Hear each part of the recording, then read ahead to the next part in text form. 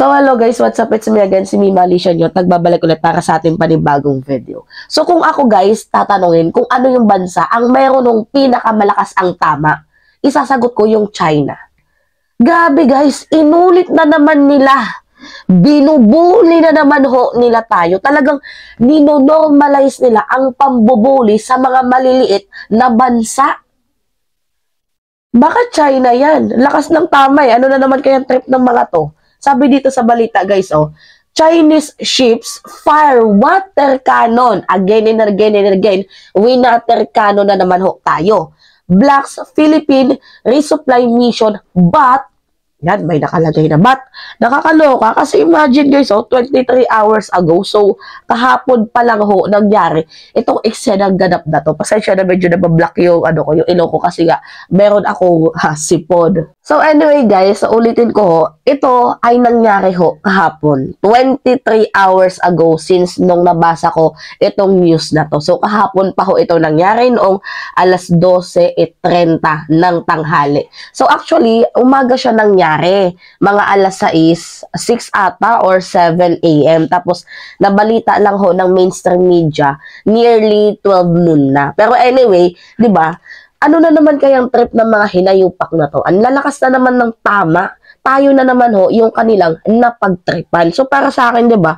Kung ako tatanungin, ano yung magiging bago dito? Wala, 'di ba? Walang magiging bago dito.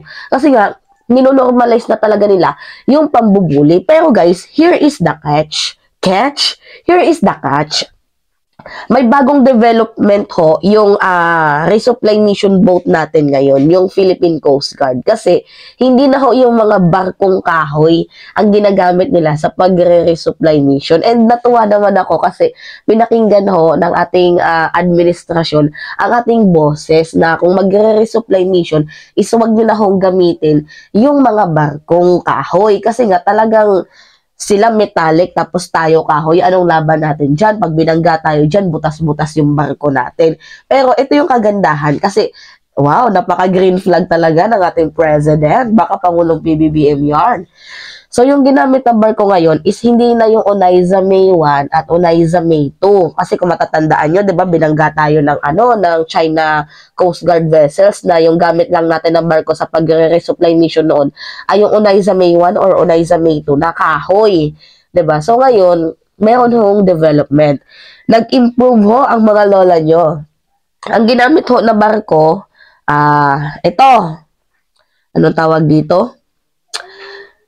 Boat ML Kalayaan. Sabi yan dito sa Max Defense Philippines. Anyway, basahin lang muna nga natin to, itong balitang to dito sa sa Chinese ships fire water cannon blocks PH resupply mission. Mamaya na natin basahin yan kasi non-government organization yan na biglang nag-reflash dito sa sa Facebook ko habang nagbabrowse ako. So anyway, kasi kulang kasi yung detail na binalita ako ng Philippine Coast Guard.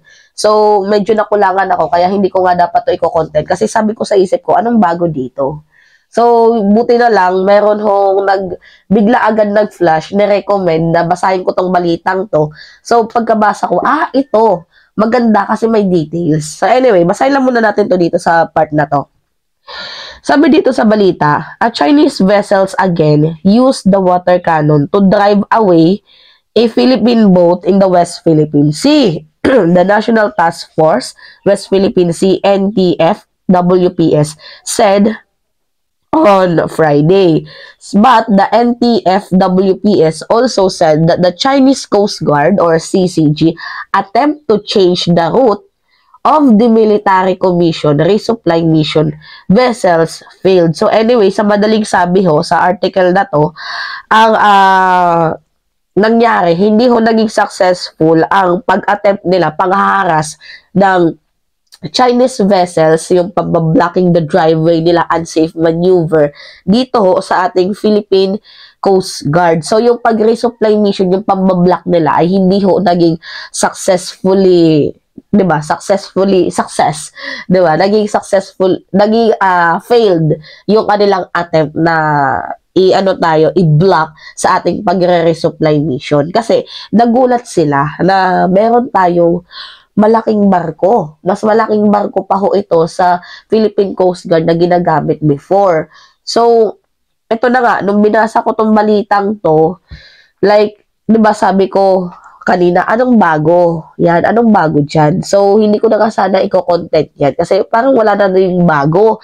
Magkakaroon na naman ho ng diplomatic protest again and again. So, anong bago dyan? Hanggang doon lang naman tayo. Pero anyway, good to hear naman guys, dahil sa Max Defense Philippines, na government organization yan guys, basahin nyo. Medyo nalinawan ako na kaya pala ata tayo nanggagalaiti na naman itong China sa atin kasi nakitaan nila tayo ng new improvement. So, improvise ang lola nyo. So, sabi dito guys sa balita, yan, the Philippine Navy conducted another resupply mission to Ayungin Shoal after earlier today, with a different supply boat, ML Kalayaan. Instead, the usual guys, Onaiza May 1 and Onaiza May 2. So, pinace out na ata yung Onaiza May 1 at Onaiza May 2.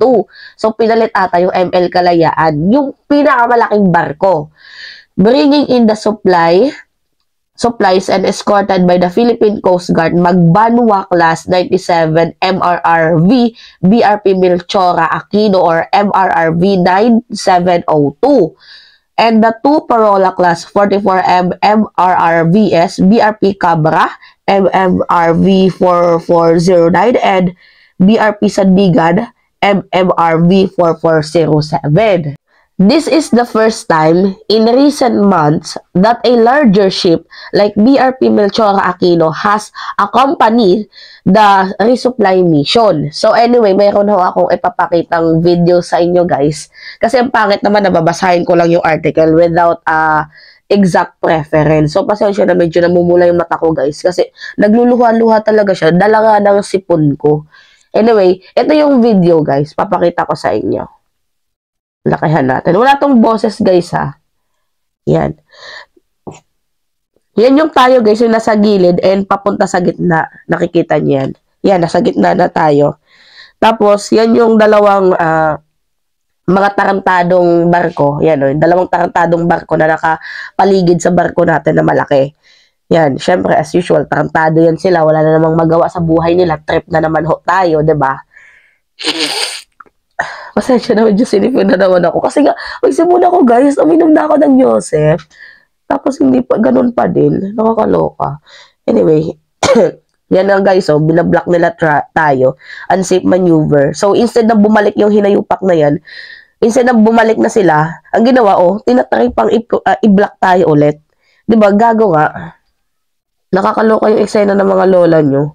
Tapos mamaya tayo isisisihin. So, ngayon, ano yung gusto nilang palabasin dito? Yan. Ang tagal kasi gumawa ng ating government ng yung military, military base diyan sa Ayungin Shoal. Pero kung sakaling mangyari yan, talaga, masasabi ko talaga na, nako, hindi nila pwedeng maliitin ang bansang Pilipinas. Diba? Nakikita niyo yan? Tagal? Yan kasi yung video, guys.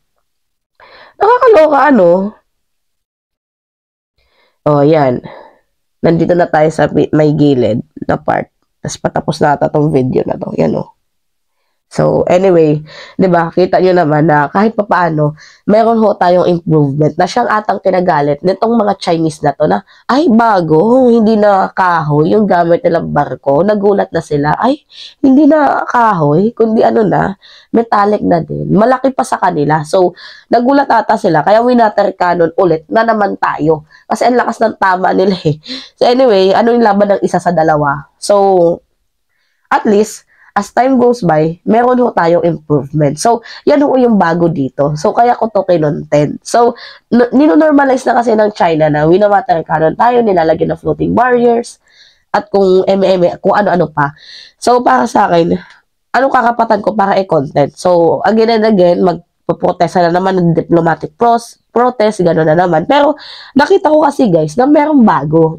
So, yun ho, yung update ko sa inyo, na hindi na ho Onaiza May 1 at Onaiza May 2 yung ginagamit ng PCG para sa pagre-resupply mission, kundi ho, itong bago na, ML Kalayaan. So, great ho, and syempre sana patuloy pang dumami itong malalaking barko ng resupply mission boat natin. And sana magkaroon guys ng military base dyan sa Ayungin Shoal, no? Para talagang literal na may mandato. So, hoping for the next scenario na mas may malaking improvement. So, anyway, yun lamang ho guys. At it's me again, si Alicia Nyot. Nagbabalik ulit para sa ating panibagong video.